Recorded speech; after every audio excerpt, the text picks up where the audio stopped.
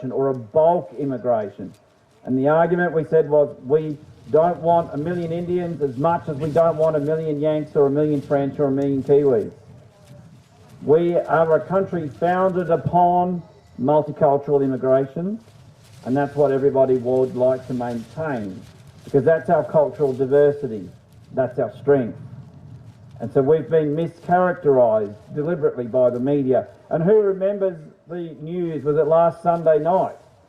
The Victorian Assistant Police Commissioner, I think he was, tipping a box of rocks out on the table and holding up a big hefty chunk and saying this was the shit that was going to be thrown at my police by the left. And we walked past the left down at the library, and we got up a bit close and personal with them. They're not coming to my Christmas party. My kids, I've got a 16-year-old, a 14-year-old, a 12-year-old and twin 8-year-olds. They marched with us. They walked past that rabble. They're not motivated to go to uni, but they saw the bottles thrown, and the cameras saw the bottles thrown. And in Victoria, we finally got the police admitting who's doing the throwing. We are seeing the narrative turn. It is turning to our favour. It is turning to we are not the problem. So thank you again for turning up. Remember that we don't have to have 10,000 people here. There's 10,000 people or 100,000 people or 1 million people will watch these videos. They see your commitment for coming here in 100% chance of rain that nobody cared. Like, we're going anyway. So I'll bring up Fraser and we'll give Tony's daughter time to find some parking. The other speakers that we're going to have, we've got Michael O'Neill, who did a much better job of opening than I did. Thank you to Michael. We've got Bernie Buck. She's going to recover a lot of what she said last week. And again, we need multiple political efforts. And Wade's going to talk about with the Billboard Battalion. He's quite well known now and he's got a strong message. And then there's a range of other people who would like to speak. Some are still thinking about it. If you want to say something, come over to the side, come and say hi to me. We're happy to do the open mic. Be brave.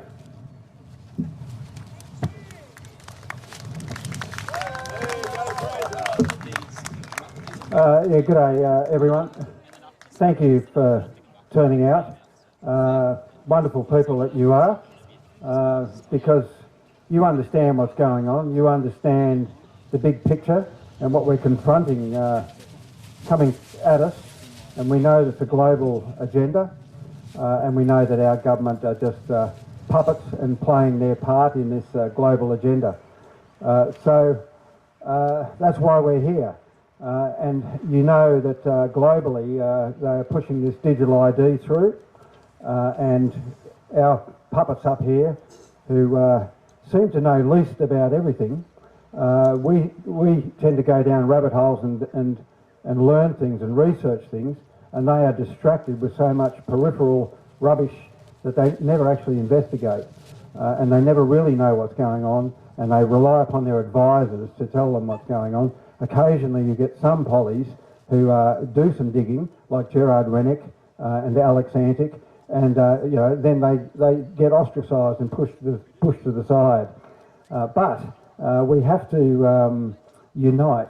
And at the moment there's this great division going on, which is quite ridiculous, the left and right and all the rest of it. It's all about communication, it's all about information and understanding what's going on. And if those people last week who were giving us a bit of a hard time, if they knew what we knew and been down the rabbit holes that we've been down, then they wouldn't have been doing that, they would have been with us. So that's what we have to do, is to unite all the people. Now this digital ID is an enslavement system, and everyone is aware of that. Everyone knows that they're going to try and sell it to you for convenience. But the reality is that there is, in the legislation, they must provide a way out, and they must provide you a way around this. It's voluntary, as they say. So I know they don't want it to be voluntary, and they want us to convince everyone that you have to have it. But what we have to do is stand united and be strong about this and hold them to that and say, no, I am not going to go through that jailhouse door, because as soon as you go through that door, they will close it behind you and that'll be it. Enslavement for the rest of your life. And that's what they want. So we cannot do that. We must take that opportunity that is there, the law that says that there's got to be a platform for us to step around it and just provide our two-factor authentication or whatever it is to achieve the things that we need to do. They will make it tough, but we are tough. We've been through a lot in the last 5 years. I was thinking there was about 1% of people before COVID who were awake to the big global agenda and what's going on, but since COVID there's now 10%. So it's been a tenfold growth in the amount of people who are aware of the big global agenda and what's going on, and that is huge. And they're getting to a point where if we get to 15%, it's going to be massive. And they are pushing back now because they know that there's a big awakening happening, and they are trying to create as much division as possible. We've got to avoid that division. We've just got to unite. And our job as people who are awake to what's going on is to educate people, is to talk to people. It's a tough gig talking to people, and you think, oh my God, how many people? I keep banging my head up against the wall. But then you have a little breakthrough. One person, you think, oh wow, I've convinced somebody. And you go away and go, wow. But what you don't realise is that one person manifests, because they'll go home and they talk to their loved ones and they talk to their friends, and they'll awake a few. And then they will do the same. So one becomes 2, and 2 becomes 20, 20 becomes 200, 200 becomes 2,000, and so it goes, because of you, because of something that you did, right? So that's why we have to stand tall on this and be strong and push back. We have to unite. This is the big one. This is the hill to die on. We cannot allow this digital ID to be implemented, because we know that they're pushing hard with the cash, as Andrew said. That's on the table at the moment, and we need to be knocking that cash, keeping that cash alive. There is a bill at the moment. Submissions are being taken until the 31st of October about giving most businesses the opportunity to refuse cash, except for a handful. The big players have to take, the supermarkets have to take cash. But what you have to do is find a network of businesses who will accept cash, and you deal with them, you support them. And to get through this, things might get tough, but we need to stick together. Find your tribe, find your little group of people that support you, and that you can support each other, and get little groups. I'm from Marimba on the south coast, and we've got a group, and we support each other, and we've got farmers markets happening. We're developing farmers markets. We've got so that we can have supplies of food, good produce. We've got a network of healers and health naturopaths and natural masseurs and spiritual healers. All the wonderful people that you could ever dream of, we've got in our group. And so we have a support network, and we don't feel so isolated and alone. And so you need to develop your tribe. And look, this morning I was listening to something, and it was the story of back in 1961 when they did those tests. They were electrocuting people, and they were getting people to electrocute, press a button when somebody gave a wrong answer. It was a test to see if they could get people to inflict punishment upon people because somebody told them to. And as it turned out, 65% of the people who were involved in it, who were responsible for hitting the button to electrocute people who gave false answers, 65% of them pressed the button to give him a lethal amount of electricity, 450 volt shock, because somebody with authority was standing next to them with a clipboard saying that this is what you've got to do. Now that shows the capacity of people to be influenced. But what they didn't tell you was that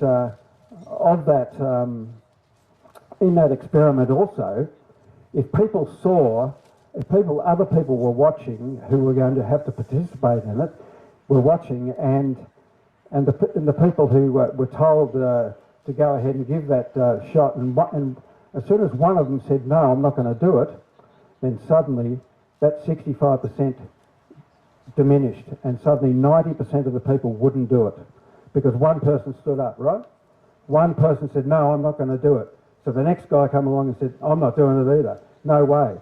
And anyway, it was in Romania in 1989 that their dictator leader over there stood before the crowd that he did on a regular basis and gave a rap to the people about how wonderful his dictatorship was going, and how he'd recently just killed a whole lot of dissidents because they were complaining about things.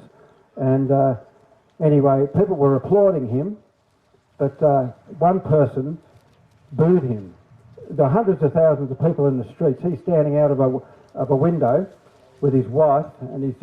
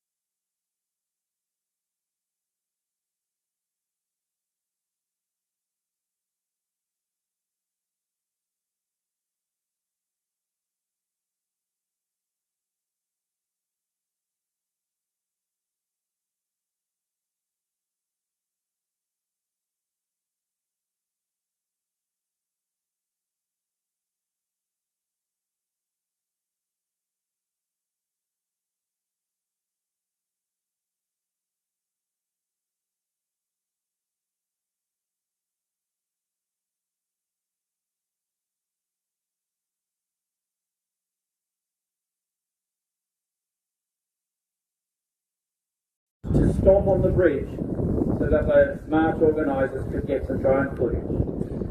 I see that as a softening of relationship with the police. I've been a bit hard on the New South Wales Police. I'm not going to resolve from that, but ACT, they've actually been pretty good. We had a good week last week, and I think we will continue. They're putting the drone down already. See, they can hear us. They're like, oh, we got busted, put it down. So we'll get Tony up to deliver her speech, and we will still keep talking about a range of other topics. Cash, digital ID, the UN, and there's a couple of speakers going to appear later today from 2 o'clock over at the rally on the other side. Warren Mundine and Mike Shelley. I'll get on to him in a little bit. He and I are old sparring partners. We've got a few funny stories. So I'll hand over to Tony for the next phase. You need an umbrella for this clip? No, I'll be fine. Hello everyone. I'm so glad to see people here today. I know it's a miserable day, but the reason we're in this mess is because there aren't enough people who do what you're doing. They don't stand up, they don't come and join rallies, they don't speak out, they don't share stuff on Facebook. And everyone here today in this miserable rain, you're heroes, and we need more people like you, and we need to convince our friends and our families that this fight is the most important thing we can ever do, is take the world back from the evil that runs it and create a world of peace and harmony. Wouldn't it be wonderful? Wouldn't it be wonderful? So I've got a little speech because I tend to be a waffler and I didn't want to leave anything out.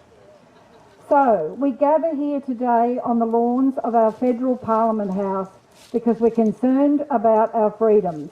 We're concerned about government overreach and policies that are not in the best interest of Australians.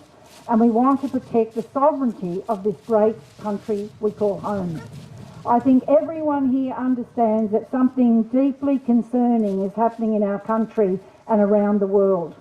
The very people meant to serve us, our politicians, are making decisions that are going against the Australian people, including controlling what we can and what we cannot say. I'm here today to talk about the Misinformation and Disinformation Bill, a piece of legislation the government tried to push through last year. The government claimed the bill was to protect Australians from false or misleading information online. They said it was about stopping harm, protecting democracy, public safety and national security. Our politicians wanted us to believe that their motives were benevolent, but when you dig deeper, you realise the bill was more about censorship and curbing criticism directed toward the government. What our politicians didn't tell us in that bill is that the bill would have handed sweeping new powers to the Australian Communications and Media Authority to police speech online. It would have forced social media companies and digital platforms to monitor us, to delete what they consider false or harmful, and to push everyone who dares to question official government narratives. Now let's look at the definitions. Misinformation, they said, is false or misleading content shared without intent, whereas disinformation is, on the other hand, is false information shared deliberately. That sounds simple, right? But here's the problem. Who decides what's false? Because truth is not owned by the government. Rather, it is tested through debate, through open discussion and through Australians asking hard questions. And yet this bill gave power to unelected regulators and to the government itself to decide what they consider to be truth. So if you post something critical about a government policy, some public servant in Canberra could decide it could cause serious harm, which could result in it being censored. That's not democracy, that's control of the narrative.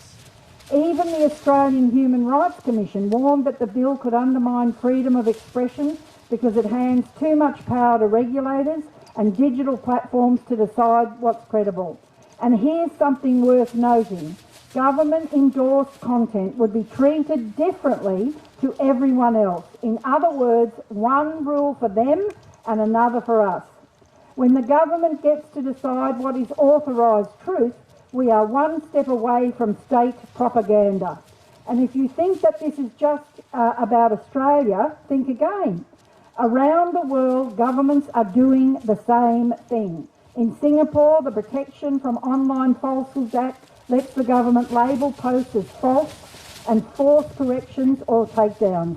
In Kenya, people have been arrested just for sharing posts that challenge the government. The same thing is happening in the UK. I've heard that 12,000 Brits have been charged with speech offences in 2024. And over 80 countries have passed similar bills and laws since 2010. So even though it's different nations, it's the same pattern, using misinformation laws to silence dissent, punish critics and protect those in power. Just like COVID, governments around the world are in lockstep. This time they're against free speech and anyone criticising them. Is this what we want for Australia? A place where speaking your mind makes you a criminal or puts you in danger of government retribution? So how would things work if the bill was passed? Platforms concerned with fines would start deleting anything that might be risky, even honest opinions. They'll silence ordinary Australians just to stay on the safe side. That's mass censorship, which I believe is already happening on a mass scale. For me personally, I have experienced non-stop censorship for 4 years on social media, and I've been a victim of mainstream media suppression. Because I had concerns about how the government handled COVID, and I was worried about the vaccines because of the alarming number of adverse reactions, I decided to run for the seat of Eden Monaro in the 2022 federal election for the wonderful political party. It was called back then Informed Medical Options Party, run by the wonderful man Michael O'Neill, who you're going to hear from soon. I was very privileged to be part of his team. As a political candidate, I should expect not to be censored by social media, and I should not expect to be ignored by mainstream media, but that's exactly what happened. Facebook restricted my posts and mainstream media refused to report on me and why I was running for a seat in Parliament. 10 candidates ran for the seat of Eden Monaro in 2022, including Andrew Thaler, and only 2 candidates got media coverage, the ALP and the Liberal candidates. How is that democracy? And then in 2023, I was banned from Facebook for 6 months, where I could not post, and since that time I have been in constant restriction, whereby the visibility of my posts have been severely reduced. How dare Facebook, let me tell you, it makes my blood boil, and other platforms censor me or anyone else. But now I've got some great news. Last year, the government couldn't get the misinformation and disinformation bill through the Senate. This was a victory for every Australian who values free speech. But we cannot relax, because bad ideas like this rarely die. They just get repackaged and brought back under a new name. And next time, they might succeed, unless we stand up now. Because this isn't about social media posts. It's about who controls the truth. It's about who gets to decide what you can say, what you can question, and what you can believe. If the government can control speech, then they control thought. And when people stop speaking freely, corruption thrives, truth withers, and democracy dies in silence. So I say to all politicians and to all governments, we will not accept censorship disguised as safety. We will not accept vague laws that silence critics while protecting politicians. And we will not hand over our voices to bureaucrats who think they know better than the people. The strength of democracy is not in agreement, it is in debate. It is our right to challenge, to question and to hold power accountable. And if leaders fear criticism, then they have no business being in our parliament. So today I say to those in power, we are watching, we are many, and we will not be silenced. So let us stand together for freedom of speech, the cornerstone of every other freedom we hold dear. Because when we lose the right to speak, we lose the right to debate and to question. And when we lose the right to debate and question, we lose the very soul of our democracy. So let's keep the light of truth burning, let's protect the voices of ordinary Australians, and let's make sure that no government, now or ever, can take away the freedom of speech. And remember, friends, together we can change the world for the better, so let's do it. Thank you.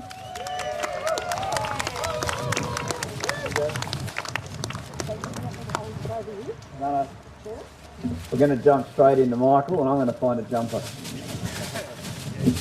Hello everyone, very happy to be here, and Canberra has consistently shown us bad weather. I've just come back, I've just been travelling the world for the last couple of months with my wife Barbara O'Neill, going to Europe, across the Middle East. We've been up there in the USA, and it's been a very interesting time. And obviously when I came back to Australia, I felt somewhat like I'd come into a very closed environment, and I realised that how far advanced the socialist agenda that's being enacted in this place on us as the people is underway. In fact, I will say this, we had quite an interesting trip. We ended up, have you ever heard of a place called Turnberry in Scotland? Turnberry is a town, and it's on the west coast of Scotland, and it's got a resort and a big golf course, and of course Donald Trump bought it when it was in a state of sad repair for about $30 million, and he spent hundreds of millions of dollars, and he turned it into this one of the most magnificent places. Well, my wife happened to be lecturing there, and we got there, and we were they were all smiles, and they said, we're giving you Mr. Trump's bedroom. So anyway, I spent 4 days sleeping in Donald's bed. Now don't go too far with that thought, but we had a wonderful time. But I can tell you, when I was in the United States of America shortly after that, there is a very buoyant attitude. I didn't go to California and New York. Barbara, right at this moment, she's up there in New York, which are very left-leaning states. But when I was down in Arkansas, when I was in Texas, when I was in North Carolina, when I was in Oklahoma, they're incredibly buoyant of the things that are happening in the United States, the rolling back of the laws. Now, we have a political problem. We're underrepresented as a people.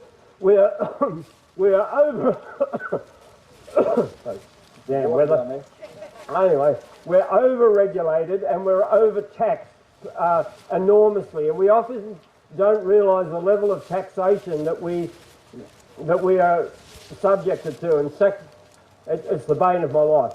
But look, we have a political problem here in Australia, and I believe it needs a political solution. And when I first got into politics, I used to go to marches. I did a lot of marches, and I did protests mostly down there in Sydney, and I used to realise no one's listening to us.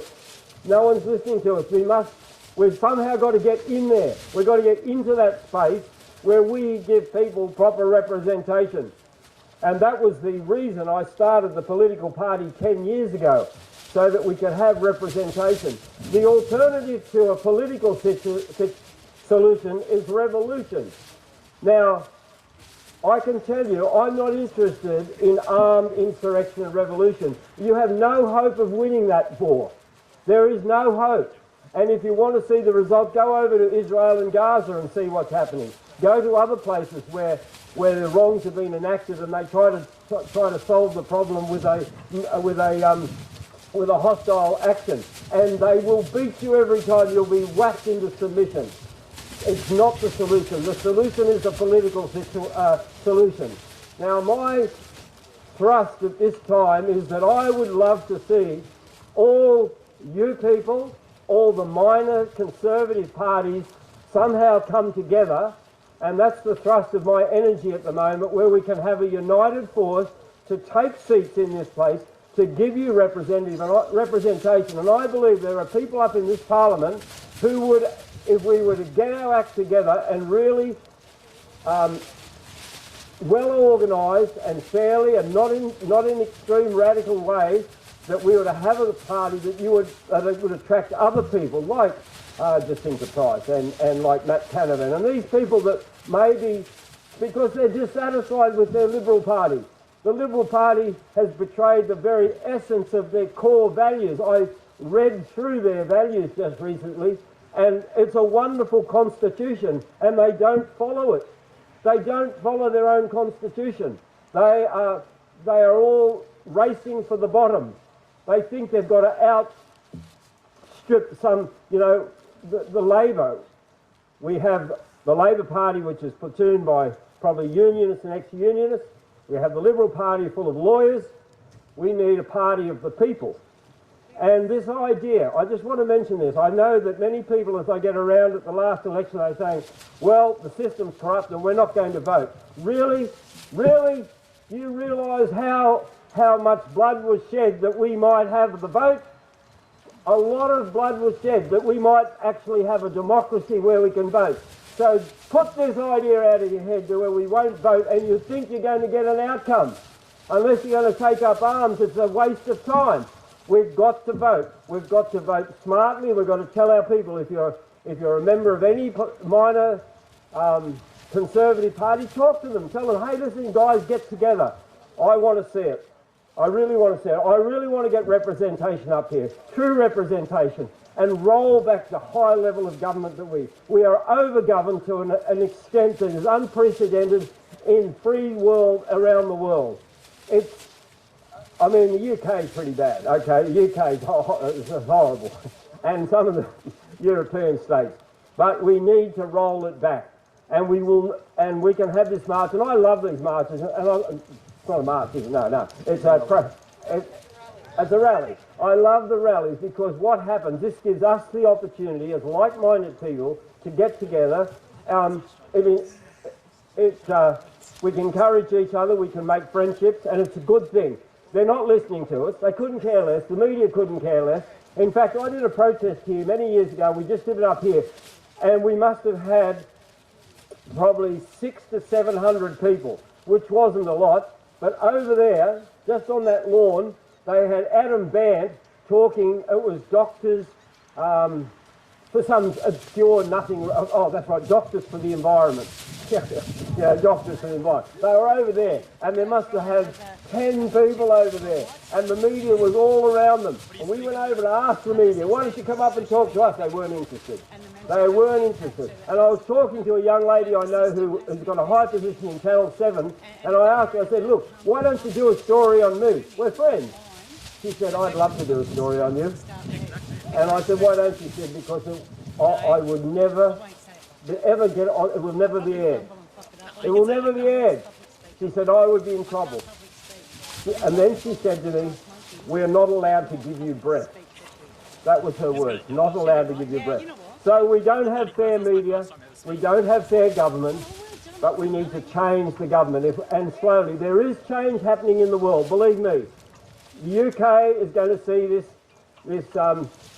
maniac that they've got up there at the moment, Starmer. He's going to go at the next election.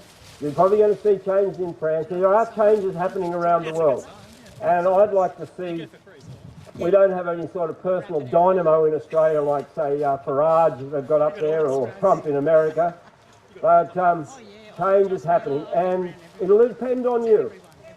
And honestly, I want to say something else. When you're talking to your friends and your neighbours, and don't stress our extreme points. Otherwise they just put you into the kooky category. Talking about kooky category, I was just talking to a lady, sorry, this is a bit of a diversion. She's an early childhood teacher. I was speaking to her on Thursday night, and she said to me, we don't have stranger danger anymore, we have tricky persons. Tricky persons. And I said, what's a tricky person? Tricky person can be the grandfather, the uncle. You have to, and she said, a tricky person, we have to tell the children this. If they want to, hug you too much, or get, like, really? So they're trying to turn our society inward against each other and our children against us. There's nothing more natural than a grandfather and uncle giving a little child a hug. And it's a sick world we live in, and we've got to turn it back. So thank you, everyone. I won't keep you a second longer. Yes. Yes. Including yours, is acting as a company, as you know, under an ABN number registered in America. Until we get a party in Australia that says, fuck this, we are going back under the pen, under the Commonwealth, and we're going back to our original contributions. Nothing is going to start, ever. Well, listen. Third party gets up and says you're going to do it, and they'll be voted in. No, they won't. Honestly, we're going to work within the system we've got. You can't. We have a system in place, and if we work within the system to get in there and get representation, change can slowly be made then. And in the meantime, by the absence of voting,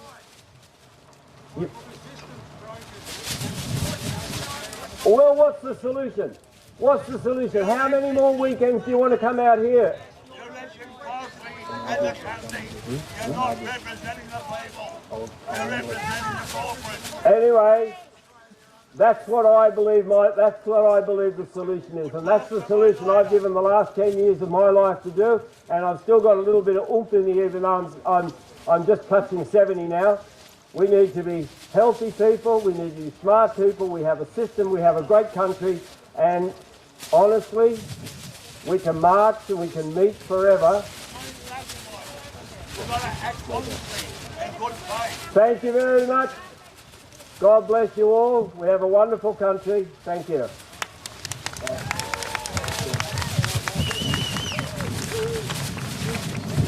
Now, let's remember the core tenet of today is that nobody's wrong. We're here to exchange opinions. And Michael, there's a couple of points I'll leverage on with a bit of what Michael said. He said kooky. What's the difference between kooky and cookers? One letter. I've been labelled a cooker for a long time. I don't mind.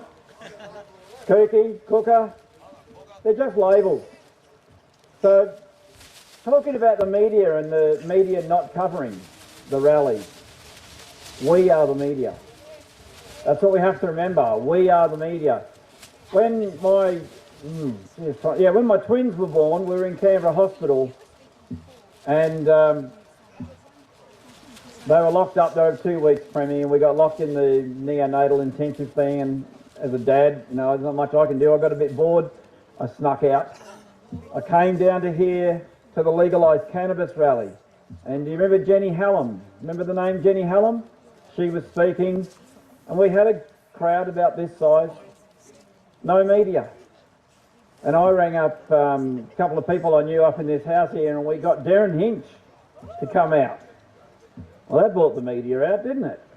Just one phone call made the difference. So Jenny Hallam, she'd been arrested. She was making the cannabis oils for the kids with cancer. And then Greg Hunt came out to another rally. There was a cystic fibrosis rally in the other corner. So Jenny Hallam met Greg Hunt. Very impromptu. Jenny Hallam then met Greg Hunt in his parliamentary office that afternoon, because we got some other people come out. It's called amplification. Unscripted, random. I didn't plan to come here. I just turned up because I saw the rally. That's why we do this.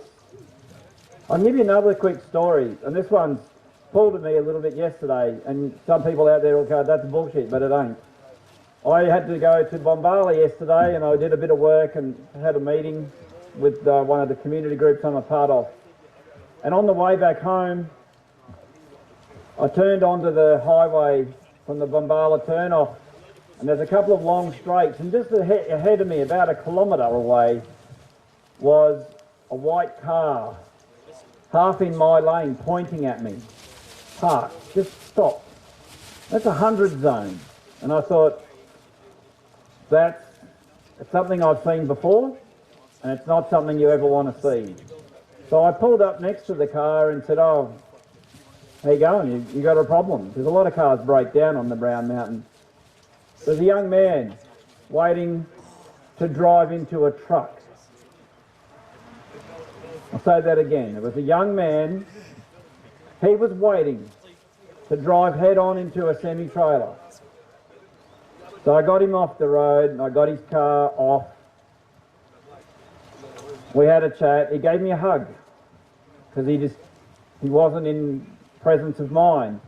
And I tried to work out what his problem was. A police car turned up. They were actually looking for him. Turns out he was being a shithead through Nimittabel and Cooma. He was doing burnouts and my wife saw him.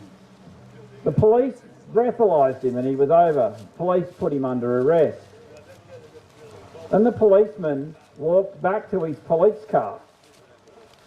And our young friend jumped in, started his car and legged it down the highway.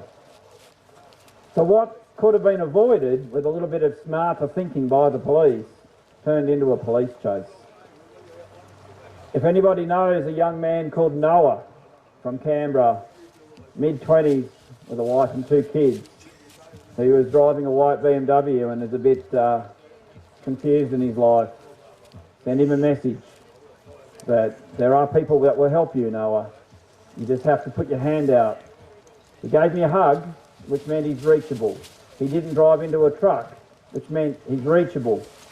But unfortunately, he would have got arrested and chased down the highway. But he didn't come to harm. I did manage to find that out. Now, it's a bit of a sad story. The reality check. We are here for each other. I know it's raining, it's windy, and we're all getting wet. And it's freezing, but that's Canberra. Yeah, you're from the coast, sorry. We'll jump on to the next speaker, but there's quite a few topics. So, the issues Michael raised are very viable.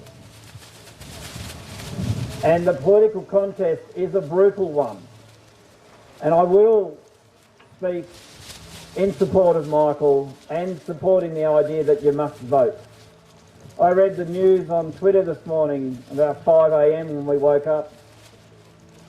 There's a new Irish Prime Minister. That's that crazy woman that believes in bringing in more immigrants. I think the Irish voter turnout was something in the order of 46% of the population voted. So less than half of the voters voted, and they've got a Prime Minister that no one's happy with. And of the people that did vote, apparently a large number spoilt their ballot.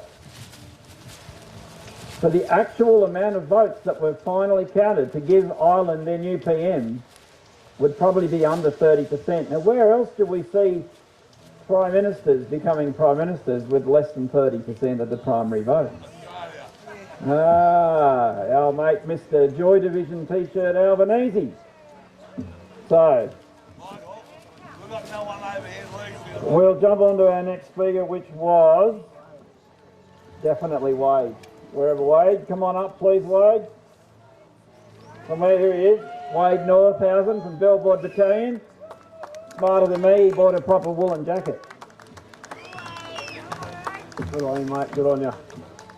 How's it going, Canberra? Sunny old Canberra, eh? Remember, slip, slop, slap. Slide. Yeah. So, anyway, we made the trip up this morning here. We're going to be here for the next couple of weeks. For people who have been watching, we're doing a fair bit. When Canberra is sitting both houses now, we're chasing these politicians around. We're trying to do interviews with them. We're doing reports from here.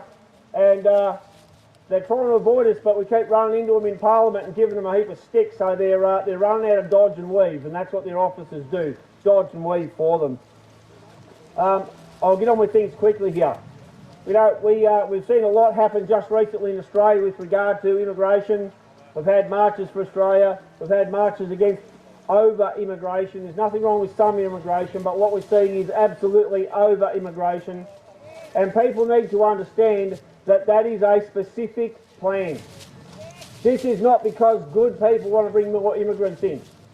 They're bringing the problems from the Middle East into the Western countries and creating the friction and the problems and the dramas. That is a deliberate thing. That is being done specifically to cause trouble and nothing else. We know that the people from over that way, some of their religious ideologies is to breed people out, kill off whatever other religions there other than their religion. So that's what they're doing, that's what they're bringing in.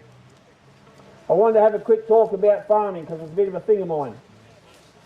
Australia now is in the grip of the World Health Organisation and their policies that they are going to use to destroy our farmers.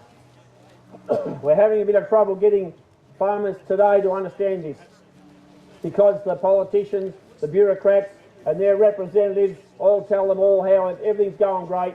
The farmers that go broke are because they're no good and the rest of it. But in fact, it's government policy. And we're talking at the minute with whoever's following the thing that's happening in Canada right now with the ostrich farm in Canada there. The Canadian Food Inspection Agency has taken over a complete farm, thrown the people off, quarantined the whole joint. They're killing their animals. They've got ostriches there. They're killing them. The Canadian police are under the control of this Canadian Food Inspection Agency, and they are working for the World Health Organisation. And the Canadian Supreme Court has a stay on it, which they're ignoring. And this is correct. So there's been a lot of legal action over many, many months, and this organisation that works for the WHO, the WEF and the UN, just ignore court orders. And they order the cops. The cops won't do anything. They know things are going wrong. They refuse to act. They're enforcing this crap. So this is coming to Australia, and once again, this is a specific and deliberate plan. I wanted to have a quick talk about a small thing people might know about, digital identification. The digital identification was passed here recently in this joint behind us. That is a shocking thing. That is to be used by the WEF and the UN and the WHO against us. They will combine this with your ESG score, your social credit system, combine this with whether you've been good little boys and girls, whether you've said anything wrong, whether you've got too much in your carbon accounting to shut down your life. This is not a small thing. This is massive. It's major. So we need to be fighting back against this stuff as hard as possible.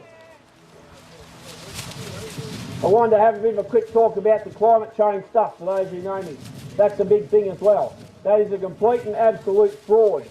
That is one of the weapons they're bringing to bear against us with the WHO. They think the World Health Organisation is about just diseases. No. They create the diseases firstly. Secondly, what it's about is using the whole climate change garbage to be declared as a pandemic, and then they shut down your country, and in particular they're going after our farmers with this stuff. They're creating new agencies in Australia, the CDC, and a new version of the Environment Protection Authority.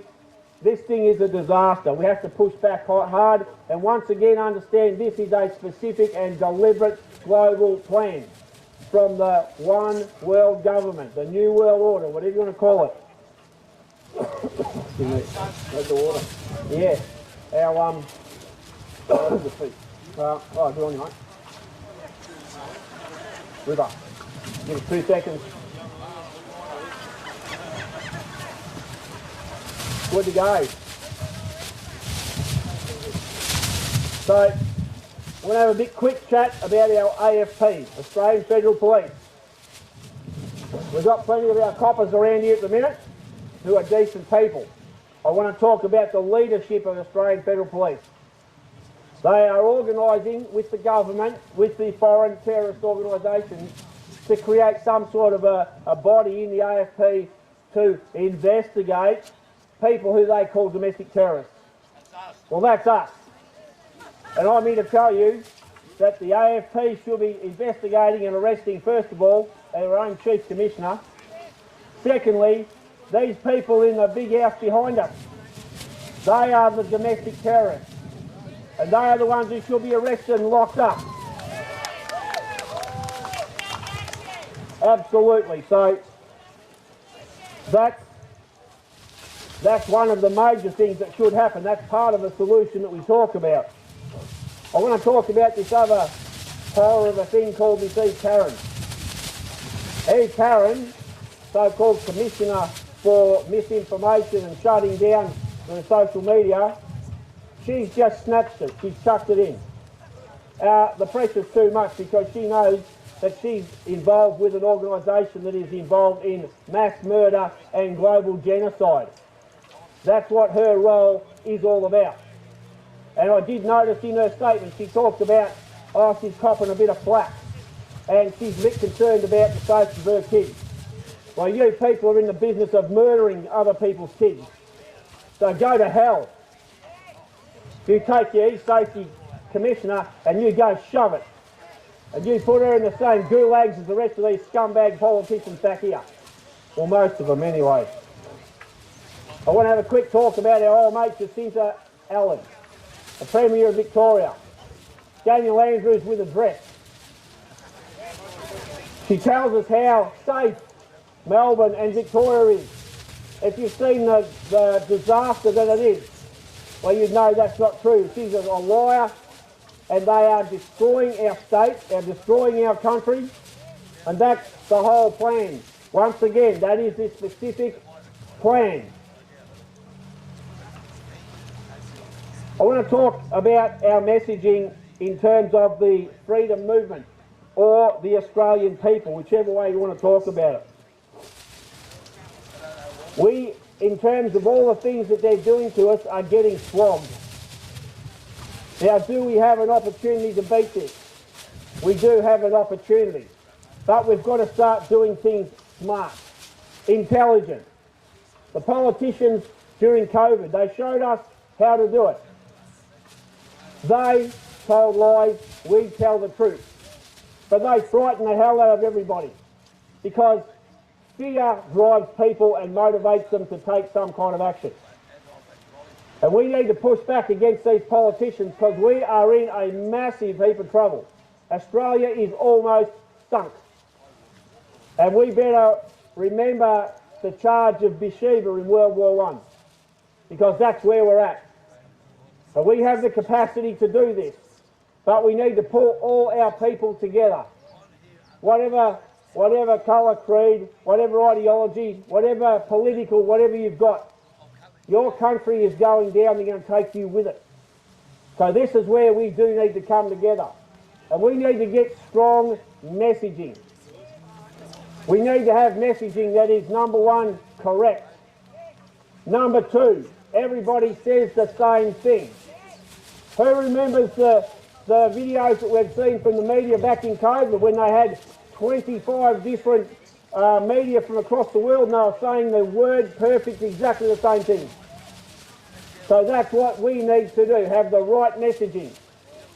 And we need to have people who have platforms and capacity to tell it like it is. They need to tell us what the global plan is and where we are at. They need to be honest and truthful, not just do this half-baked 80% garbage. Tell the whole truth and nothing but the truth. And if that frightens people, good, because they damn well need to be frightened. They're about to lose absolutely everything they've got. So therefore, this is where we need to do these things. I believe we're in with a chance if we get that to happen. We need everybody together. We need our influencers. We need our leaders. We need people with platforms. Everybody on the same page and going for it. Full 16-inch guns, total broadside. Everything we've got. So I'll get out of the way now and let the other speakers go. And I really, really appreciate people for standing here in the pouring rain, the freezing cold. People are shivering and shaking. Right, didn't bring enough clothes, obviously. But, having said that, they're the true Australians. They're standing here in this. And they're here because they're fighting for their kids, for their families, and because they know things are wrong.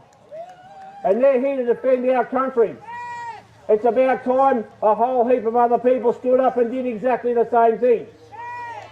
Because shoulder to shoulder, we can win this. We call on the spirit of our Anzacs. Walk with us, fight with us. Because it's do or die right now. There is no more next time. This is it. It's game on or it's game over.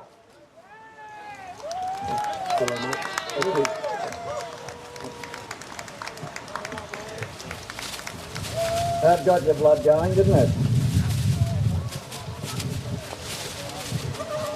So Wade's got a lot of strength to his message, and if you've been following him, he does do a lot of videos, he does talk to a lot of people, puts in a lot of effort. And we've had too many rallies with nice weather. We needed a wet one. Our farmers needed the rain. Just over the other side of the Brindabellas there, they're looking at a pretty tough season. A lot of farmers are going to look at putting their crops into fodder and eat them off because they haven't got the protein levels, they didn't get those spring rains that they needed. So we'll take that on the chin, hey? There's a couple of things I can add in. Digital ID. We were talking about digital ID. Have you noticed in England that Starmer was saying it'll be optional? And the problem is he's basically been too clever. You don't have to have a digital ID, but when you are required to prove your identity, you'll have to pay £80 to prove it through conventional means with a passport and a driver licence or utility bills, etc. So it's a bit like the COVID vaccines where they were totally optional too. You just couldn't work, couldn't hug your nan, you couldn't go to a nursing home. They were nearly going to lock us out of the supermarkets, remember? Because food is optional, isn't it? Banking, spending and travelling will all be tied to the digital ID. Australia is apparently going to sign a UN surveillance treaty in Vietnam which will also target hate speech. So we need to look at getting out of the UN. We really need to push that as a strong message. Very few people can afford the law these days. Your rights are no longer presumed. And a lot of countries get to a point where the civilians' rights are enforced at the end of a gun. And history is full of examples of this. There are also some successes in French Revolution, for example, although they haven't quite gone how they expected 200 years later. Does anybody know the story of why King Charles III is King Charles III? Has anyone ever thought about what happened to King Charles I? In 1649, from memory, his head cut off by the people because he was taking the people's land. And they got the shits and said enough is enough, and they lopped off his head. And they said to his heir, his next in line, if you carry on like your dad, we're going to keep lopping heads. And that led to the Act of Settlement, I believe, which is where we own our land in fee simple title, a title in fee simple. I keep touching on these things and people keep wanting to know more about it. Do some research. We can enforce our ownership rights of our land. We own it, a title in fee simple. We are going to see the poison of Victoria spread across the rest of Australia with this bloody treaty nonsense. Now I remember we voted no. I know Canberra voted yes, but the rest of the country voted no. And we all rallied and gave up our weekends and our time and door knocked and flyers and videos and all kinds of things. And now Victoria is pushing a treaty. And if you look at what's happening in Canada, and there's a parallel with New Zealand, the Indians in Canada are presuming that they are the owners of the land, taking land back from Canadians. And in New Zealand they have the Treaty of Waitangi. I did a quick bit of research on it. The Treaty of Waitangi, I've got to find where I wrote it down, got too many notes. Treaty of Waitangi,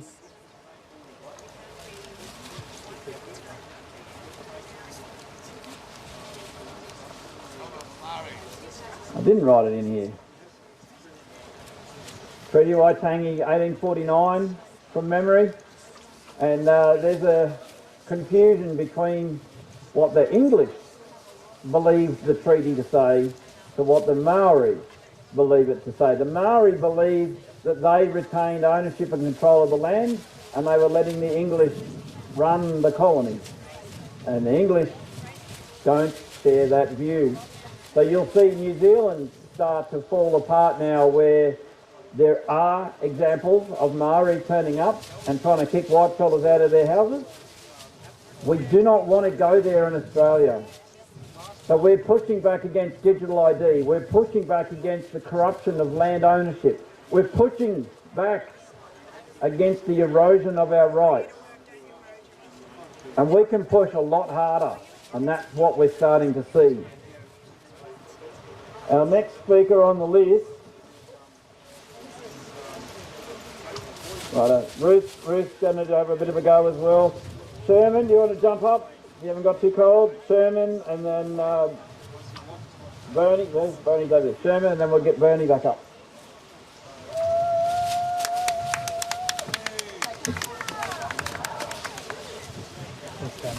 Yeah.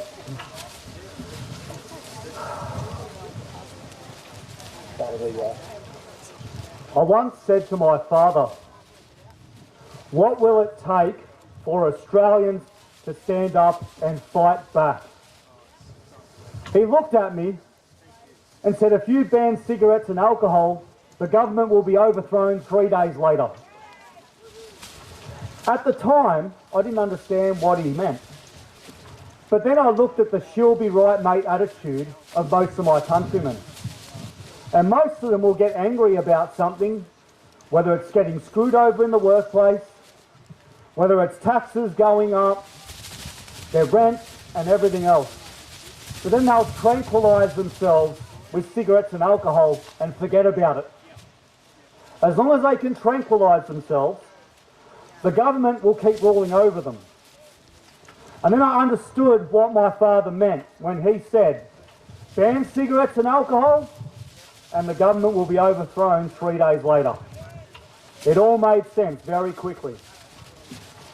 Now, I've watched the downfall of this country, a country I love and a country I want to fight for.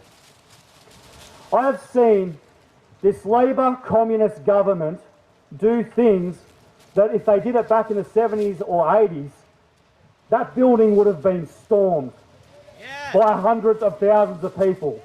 And they probably would have been lynched in the streets if they did back then what they're doing now. Yes. But what they have done is they have dumbed down our youth. They have us in a state of fear. They are promoting a culture of individualism, and they have pulled us away from tribalism. Yes. Our strength is in our tribalism. And what we have is we have individualists. I must pay my mortgage. I don't have time to protest. I don't have time to stand up. Look at all my bills. This is what they've done to us. And this is how they have separated us from community, blood and soil. The only way we can win is community, blood and soil. We must become tribal.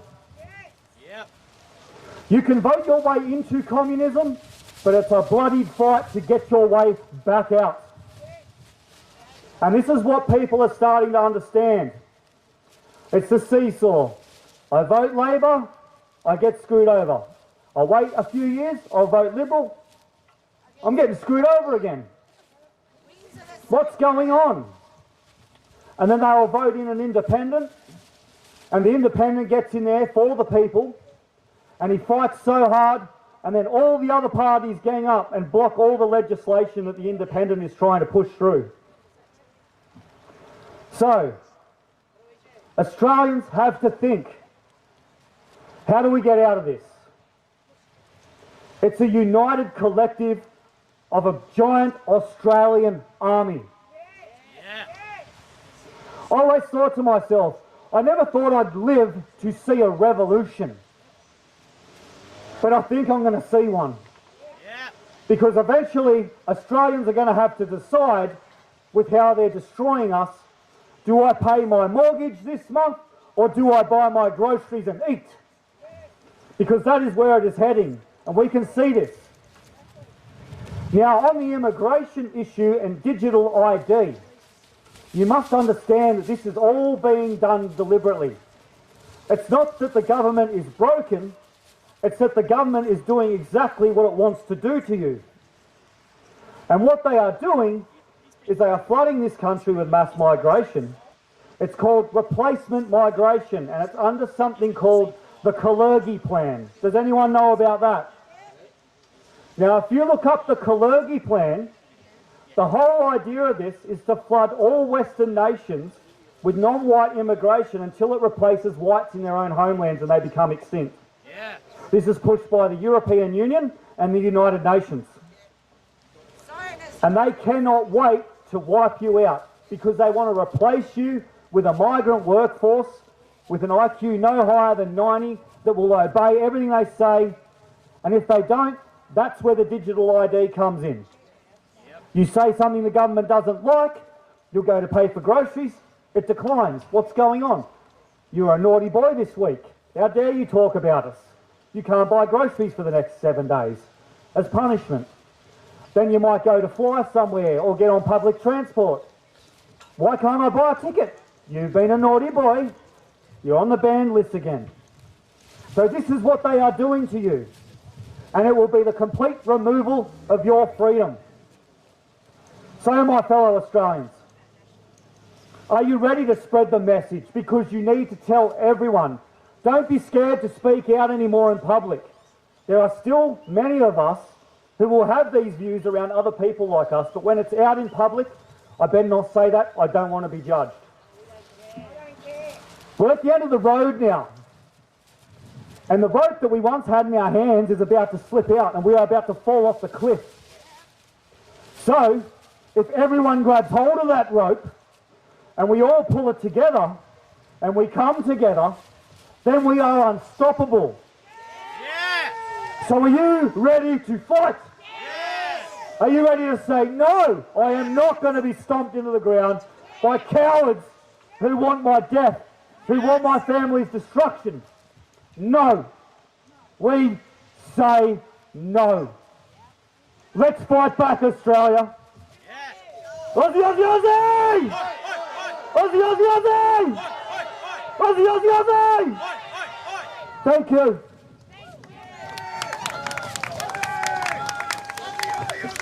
Oi, oi, oi! I don't know how loud that was for you down there, but it's pretty loud up here. And we've already proven that we can say no. They've proven they've got a 10 here. Our job continues. So, does anybody notice what the pension age is these days in Australia? I had to look it up yesterday. It's around 67. It's been gradually rising. So in July 1, 2023, it was taken to 67. And the change was made to account for increased life expectancy and workforce participation.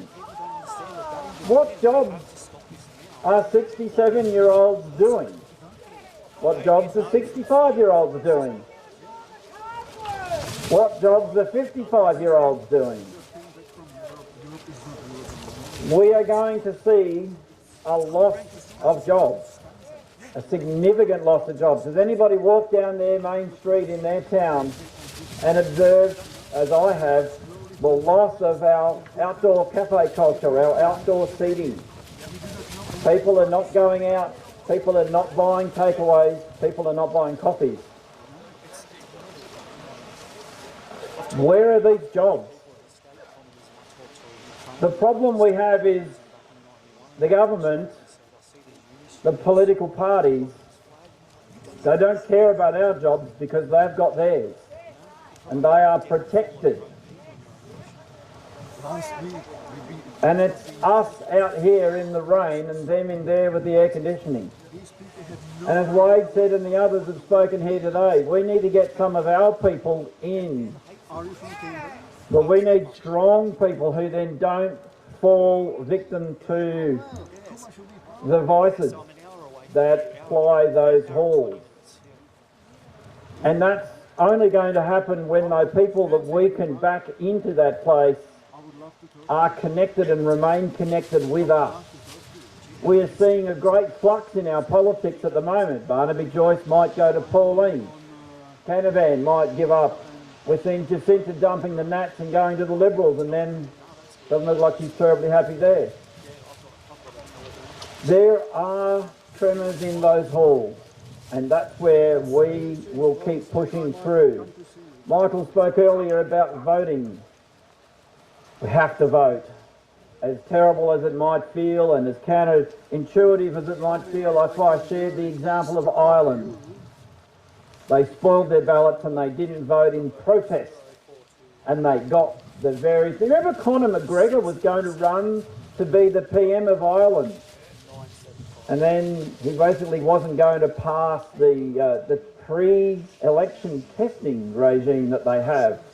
So he's dipped out for this round, but he'll go back to the next one. It might be a bit late for him to come back to the next round. There won't be much of Ireland left. So, Bernie, please jump up. I'll hold the umbrella.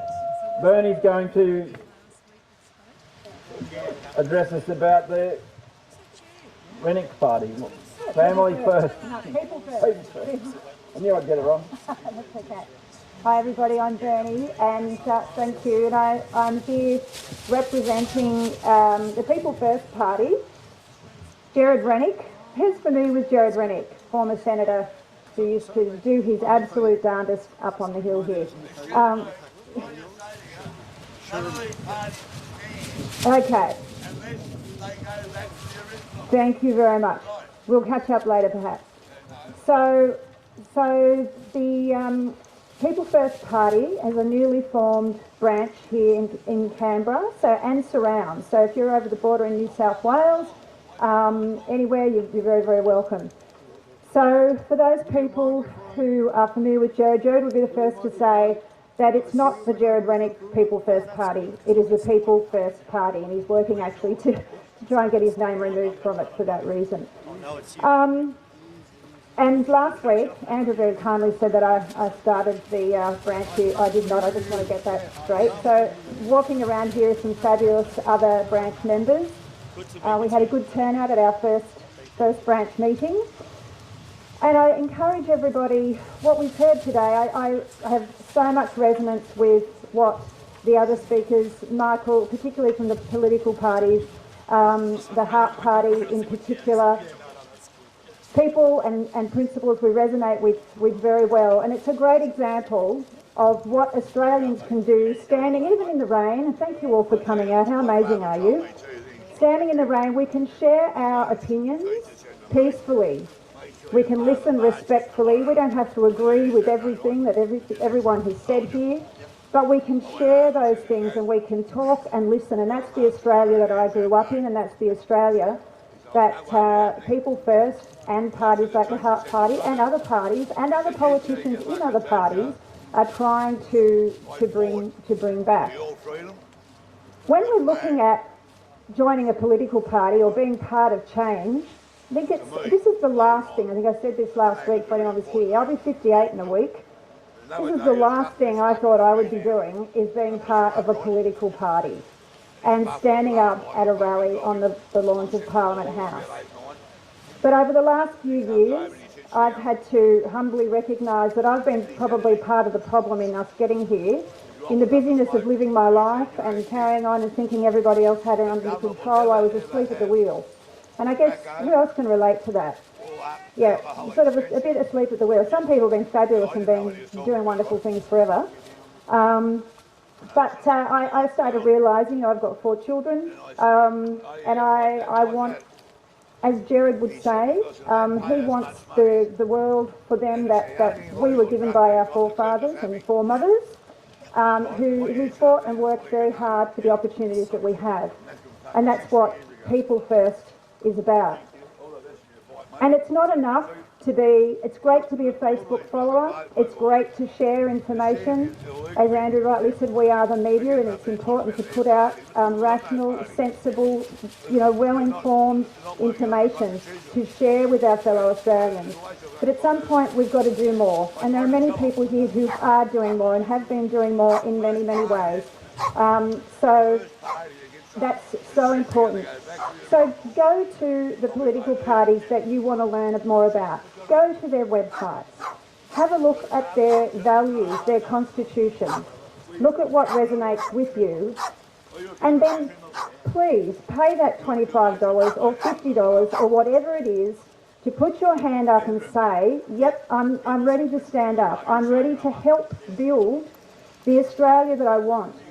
Because I realised that I couldn't be sitting at home frightened about the future, complaining about the politicians that we had up there making decisions, if I wasn't prepared to do something to build a better one, a better party and a better parliament, a better system of government and a better future for, I'm going to say our children and grandchildren, but the reality is that it's upon us right now, so it's actually for us. We are living the consequences of things, and it's up to us to change them very quickly.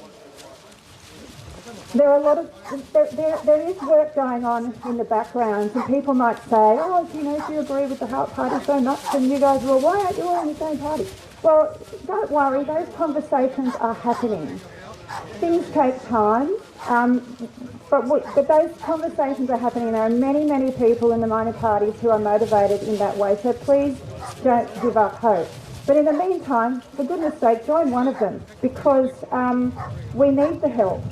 Things don't happen without support. Things don't happen without those membership fees. So if we want to build something, we need to be part of building it. For people who want to know what the Gerard Rennick People First Party stand for, a couple of our fabulous branch members are walking around with some flyers, some QR codes, used for a good purpose on this occasion, to take you straight to the website where you can read about our values. Unfortunately, if you're on your mobile at the moment, our constitution doesn't show up very easily, so just Google it. Google People First Constitution. You'll see what our values are. But I just thought I would take the opportunity to read those out. Before I do though, does anyone remember seeing the DreamWorks movie about 1998, Ants, the Ants movie? I would highly encourage everyone to watch that again. Sit down with your kids or yourself, just watch that movie, because that movie has got so much wisdom. Little Z, the ant, says individual courage can ignite transformation within the whole. And it's not about one ant standing up, it's about us all standing up together. So go and watch that movie, people. It's got a lot of wisdom. People First Party. Our constitutional values, and I'll just read a few of them, and I'd love you just to sit and think, whether they resonate with you. And as was very aptly mentioned earlier, that we can read the values of lots of political parties and they're not sticking to them. They're not following them anymore, and that's why so many of us are disillusioned.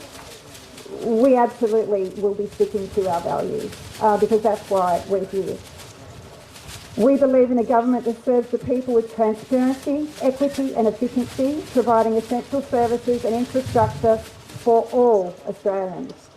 In protecting the rights and freedoms of every individual from institutional overreach, ensuring personal and family autonomy. We believe in a fair tax system that drives economic growth, rewards effort and supports prosperity. We believe in a stable monetary system that upholds Australia's sovereignty and economic reality and security. We believe in an equitable legal system that is accessible, affordable and protects human rights. In fostering economic opportunity through innovation, entrepreneurship and job creation for all. We believe in upholding the dignity and worth of every individual by ensuring freedom of choice, conscience and speech. We believe in quality education that equips individuals with the knowledge and skills needed for personal success and societal contribution. We believe in protecting the environment and Australia's biodiversity. We believe in upholding scientific integrity against vested interests and censorship. We believe in fostering unity and social cohesion amongst all Australians. Does that sound okay to you guys? Yeah, that's why we're here. Again, I won't go on because it's very, very wet, and good on you for being out here in the rain, but some of the things that Australia First intend to do. I mean, who would like some more? Oh my goodness me. Hang on everyone, hang on to your umbrellas and hats. God love you all for... This is what standing up looks like. Can you all give yourselves a clap? Honestly, give yourselves a clap. I'm serious. This is amazing to be still here. And please, look, can we give our federal police a bit of a clap? They're standing out in the cold, and I want to thank them. I want to thank them actually particularly last week when it was very hot, and many of us walked off that bridge, and I was tempted to feel a little bit scared because there were some people that weren't being at all nice as we got down, and I actually felt very safe because the AFP were here and because we were all around each other. So thank you to the AFP for doing these things. I'm sure you'd be rather doing something else. So a couple of the policies that we have that may be of interest. Yes. Just have a look on the pages there about what we want to do for our income tax. So raising the income tax threshold, making our super voluntary. There are a whole lot of things. We talk on immigration, freedom of speech. There are lots and lots of things I'm sure you relate to. But please, if you want to know more, just get in touch. Let's see how we can help you. We really want to know what you need. That's the most important thing. Thanks very much. Thank you, Bernie. Coming up, Zach, we're going to close out very soon because we've got to allow the other rally to have a bit of time as well. Zach is representing the youth of Canberra. That's an in joke. There's an illusion about young people in this country that they're all radical lefties who are transgendered. It is true to some extent. I only finished college last year, which is year 12, those who aren't in Canberra. The reason why young people see more left-wing is because the left have mobilised and motivated young people. Because when young people are faced with a grim reality, we will never own a home, we will never experience what our grandparents' generation experienced, the Australian dream, we will turn to the side that gives us the promise of change and a good future. And the mainstream right, they don't do that. The Liberal Party promises minor tax reforms, blabber about freedom, and a tiny bit less immigration and labour. And then you have One Nation, which is the supposed alternative to the Liberal Party. They have a bunch of ex-Liberal Party officials running their party. They run an Indian candidate who wants more immigration. And now Barnaby Joyce is apparently going to be running the show soon. He's the most mainstream there is. I believe this social media control is about stopping the mobilisation of young Australians and the average Australian. Because on social media, I started an account 2 months ago. I've got millions of views, all from young people who want change. I made the account to raise awareness about immigration, and all 12,000 of them, mostly from Australia, all want change, but they have no way to mobilise. There's no mainstream alternative. They're trying to destroy the real alternatives. They destroyed the United Patriots Front, which is the working man's movement. And now they're trying to destroy minor political movements, like March for Australia, like White Australia, and they're trying to destroy minor political parties, like People First, by discrediting them. They tried to discredit Granite. They're also trying to discredit the dissident politicians, like Senator Ralph Babette. They're already trying to intimidate people in this country. ASIO harasses me, trying to intimidate me, because I politically organise, saying, answer our questions, or we will contact your friends and family and get our answers. Do you want this for this country? Do you want this future for your children? You don't. Do Do you want to be silenced? We want a future for this country, and we will not back down from it. Thank you.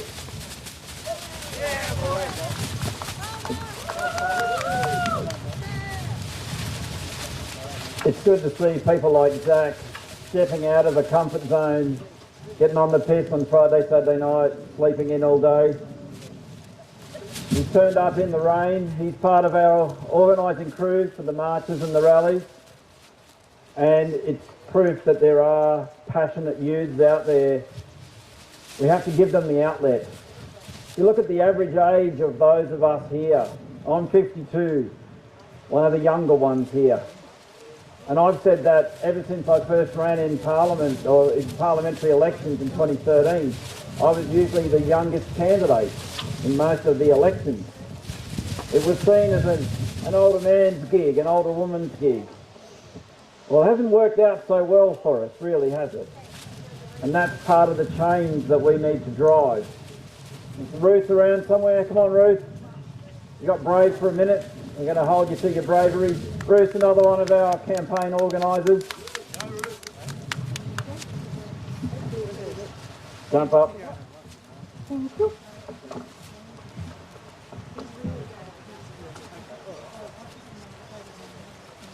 This government likes to use vulnerable persons, such as the youth or the elderly, as a levering bar to wedge in their control systems, to make it seem reasonable.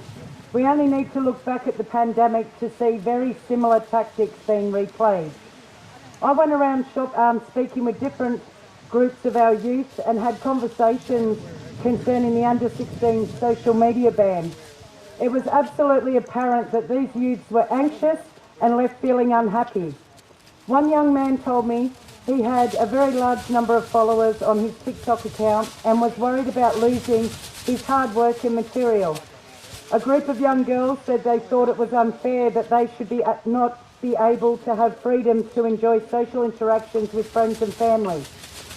A young man at the skate park told me he likes watching YouTube because it enables him to learn new tricks on his skateboard and how to fix and repair things. He likes to record his new tricks and upload them to friends and followers on social media. Another group said they had Snapchat to help locate their friends and felt safe that their friends could find them.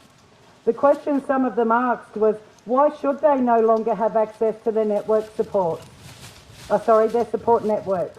A majority of these youth do the right thing on social media, but to exclude our youth from social media will create a new wave of customers for our mental health sector. I bet the money and resources the government has not thought about upgrading to handle the amount of youth needing mental help as a result of this. The Albanese government pushed the legislation through Parliament in 2024, saying he wanted children to have a childhood. Let kids be kids, he says. Kids should be playing outside, trying different sport, discovering music and art. Sounds good on the surface, but if he really was about protecting our kids from harmful content, maybe he needs to start in the schools, because that's where the harmful content and the grooming occurs, when they are taught gender and sexual ideologies designed to confuse our young people. This social media ban will push kids onto platforms that are less known and regulated, causing exposure to potential harmful content, such as sites like Omegle. Thank you. End of speech. Our youth deserve a voice and they deserve to be heard. They are our future generation and they are the very heart of the way this government and the way Australia will be shaped. So hats off to our youth. Pay attention, families. Talk to your kids about it, because they are really, really hurting and it is affecting them mentally. You may have the idea that it's okay, that you believe that these kids shouldn't be having social media because a lot of kids get bullied online and harassed and end up feeling like they're having suicidal thoughts. But look at the broader picture as well. How many of our youth are going to end up having these mental health issues and not having the support systems in place when You know, it's a very important topic, and it's very important to have them conversations with your kids. And I know a lot of these kids can't talk to their parents because their parents are a bit anal about the protection of digital ID and the social, the under 16 social media. But, you know, I feel really sorry for them. Get out and talk to your kids. Get out and see how they really feel, because this is going to hurt them and it's going to affect all of us in the long run. Thank you. Thank you, Ruth. Seth, jump up. We're on the closeout now. Seth's another one of our organisers. Oh, look at all your brave souls. Hasn't Canberra put on the weather for us today? Anyway, there's been talk about how we've all got to come together, and it's interestingly what I said just before we kicked off today. If you're in the freedom movement, you'll know that it's been splintered into many, many different factions. We've allowed ourselves to become factionalised, and we've got to push past that. Right now we are facing the bullet, and that's all of us collectively. I'm a lefty, I'm a greenie tree hugger. Well, I'm still a greenie tree hugger. I've been pushed so far from the left now that I don't even recognise the people I used to call my friends and allies in all the other activism work I used to do. So I guess, you know, I was, through all of my greenie tree hugging days, I was primed for the whole COVID and the tyranny. I was already awake to a lot of it. It takes a very, very special person to push back like we have. But we need everybody now. We absolutely need everybody. We need all of the normal folk, the people who are coming out to march against Australia, march for Australia, march against tyranny. You've got to reach everybody. So I saw this morning that there's a petition going around to stop digital ID. I jumped on, there's actually 3. I grabbed the main one. It's got about 20,000 signatures. There's copies down on the table. I've got the QR code on it. So you can grab a copy, get it laminated, print them out yourself. QR code works. Get everybody you know to sign it. That's one small step that you can do. Start by signing this petition particularly. You've got to talk to everybody. And this is about the kids. They're going after the kids. We know that they're going after the kids. If you followed any of history and how communism works, it always gets the kids. And it turns the kids against the parents. We've got to nip this in the bud right now. Because we're the older generation now. We need the youth on our side. Okay, over and out. That's it.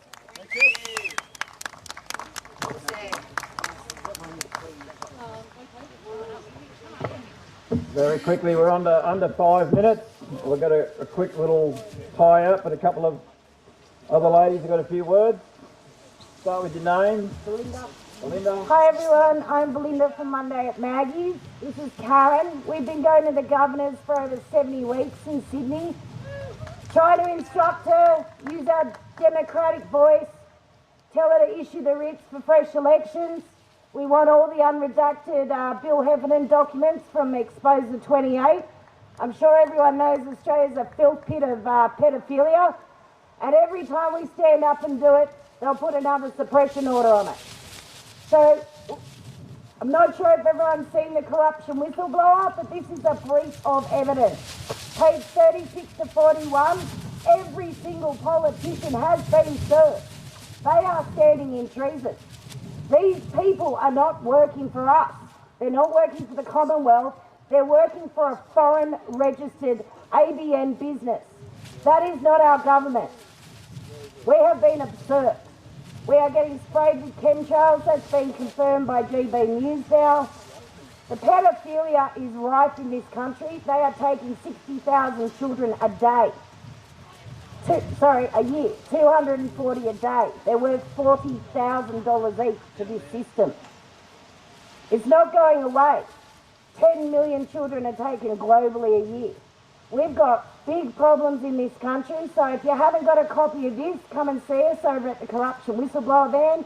This is what the politicians have all been served. They have seen all these acts. 1973. We have been screwed over royally, and we're not voting our way out of this. I do not believe we can vote our way out of this. We have a two-party system. They are wings of the same bird. They are never going to let anyone else in. It's a cartel. Anyway, that's it from me. Thank you. And we stand at the Governor's every Monday at 11 o'clock in Sydney. And last week we had police there. They were going to arrest me if I walked any further down to Maggie's at the gates. So if we can get more people supporting us in Sydney at 11 o'clock in Macquarie Street, we would appreciate that. And we need numbers there. So the police, we're going to be back there tomorrow. So I'd like, if anyone's in Sydney, to come down and support us, because we are fighting for our children. And if we don't stand up, they're going to just take all of our freedoms away. They're poisoning our skies daily. I have done 2 Canberra rallies in Sydney. And there's people out there that know what's going on. But we all need to stand together. We need to stand up because our future is in danger. So we've been standing at Maggie's for, it'll be 71 weeks tomorrow. And now the police think they're going to come in and use force. So I need support down there with Frank and Belinda. And we just need people to stand up. Thank you. Thank you, ladies. Hi, my name is Connie. I'm here to let you know that the social credit system has and is working in Australia right this minute, and it's called your driver's licence. It's being used as a weapon against us. I spoke to a young guy at a festival the other day, only about 20. He'd had his licence cancelled because he didn't vote.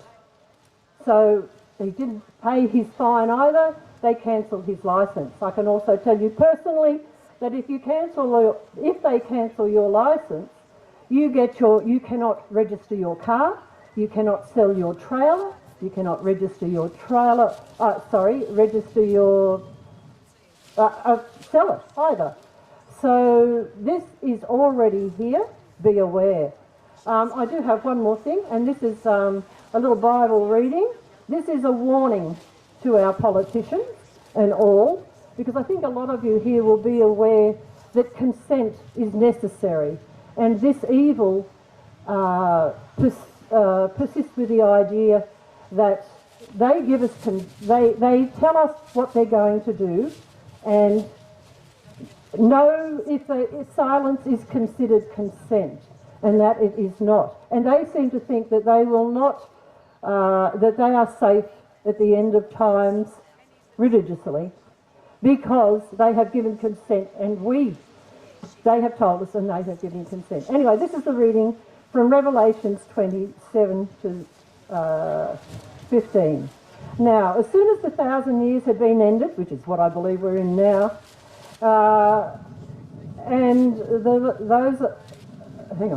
Satan will let loose out of his prison, and he will go out to mislead those nations in the four corners of the earth, Gog and Magog, to gather them together to the war. The number of these is as of the sand of the sea. And they advanced over the breadth of the earth and encircled the camp of the holy ones and the beloved city. But fire came down out of heaven and devoured them. And the devil who was misleading them was hurled into the lake of fire and sulphur, where both the wild beast and the false prophet already were.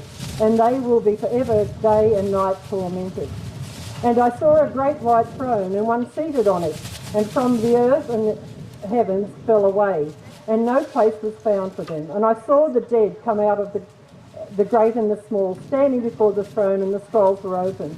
But another scroll was open, and it is the scroll of life. And the dead were judged out of those things writing in scrolls according to their deeds.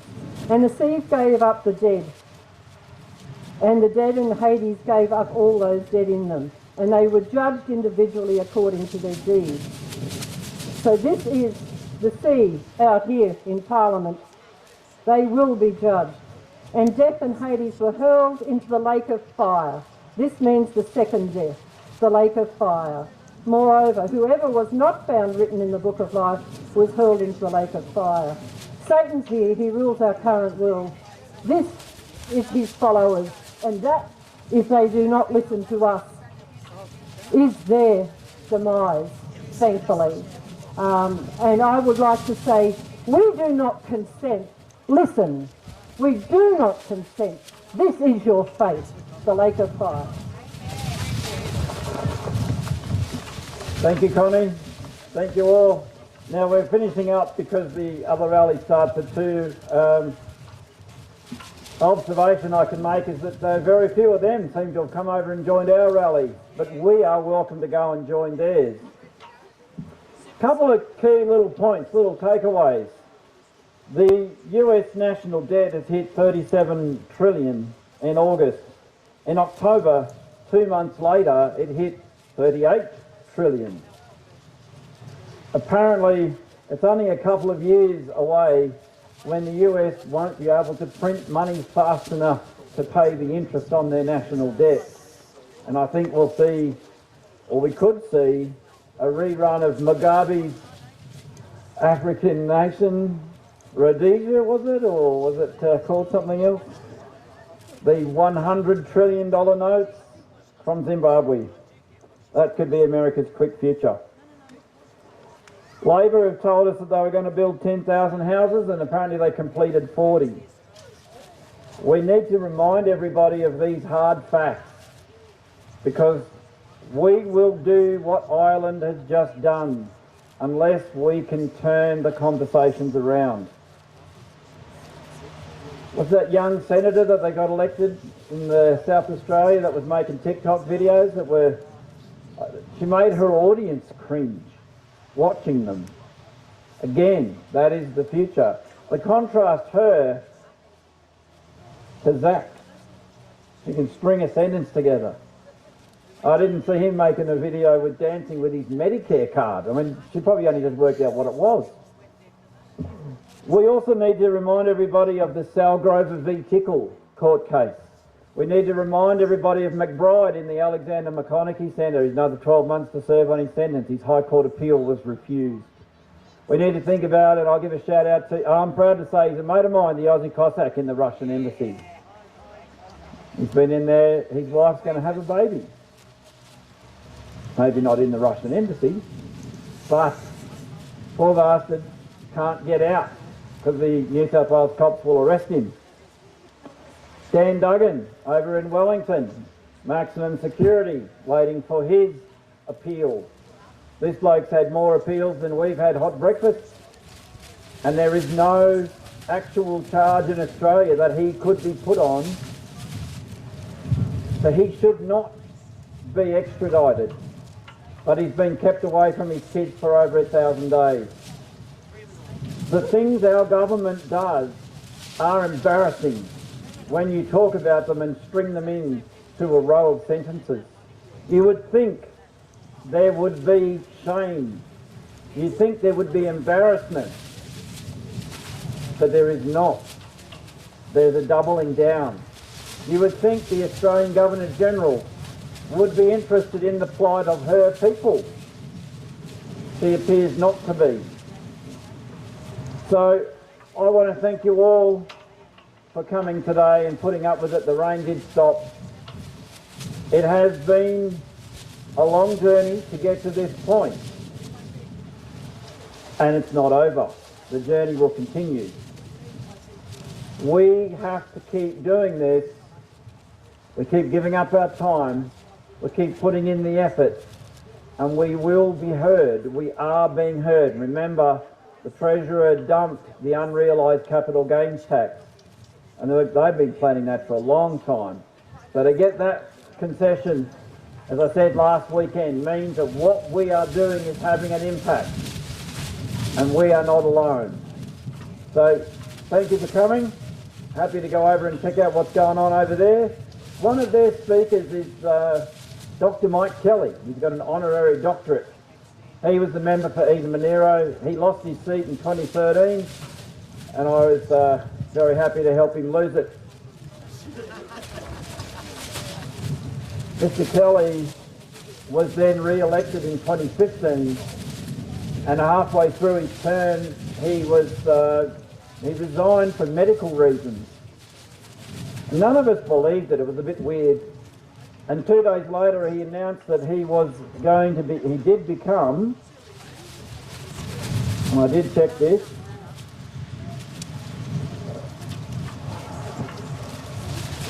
after retiring from Parliament in 2020, Dr. Kelly was the President of Palantir Technologies Australia.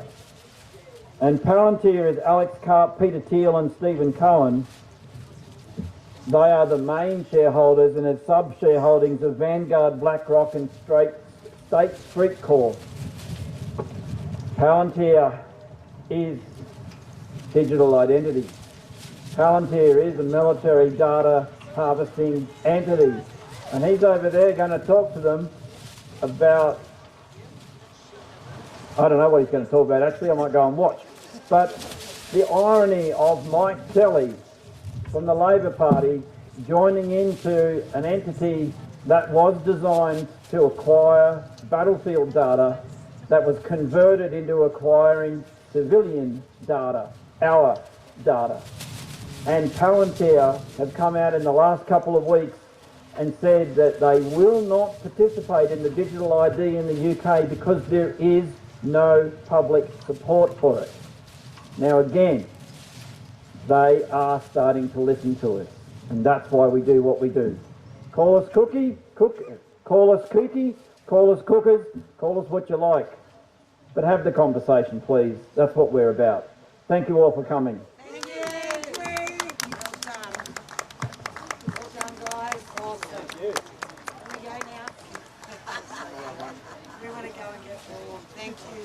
Thank you guys. You did a good job.